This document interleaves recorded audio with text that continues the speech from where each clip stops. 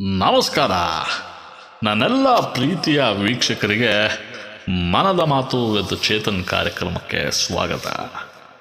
ಪ್ರತಿ ಪ್ರಿಯಕರನ ಮನದ ಆಳದ ಮೌನದಲ್ಲಿ ಯಾವತ್ತೂ ಮರೆತು ಹೋಗದಂತೆ ಒಂದು ಹಾಡು ಗುನುಗ್ತಾ ಇರುತ್ತಂತೆ.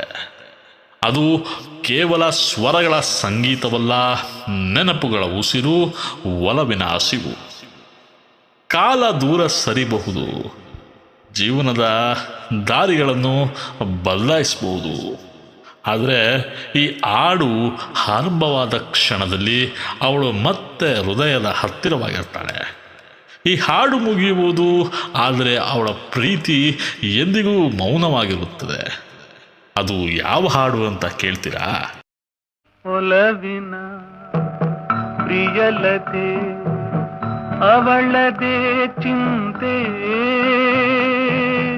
ಅವಳ ಮಾತೆ ಮಧುರ ಗೀತೆ, ಅವಳೆಯನ್ನ ದೇವತೆ.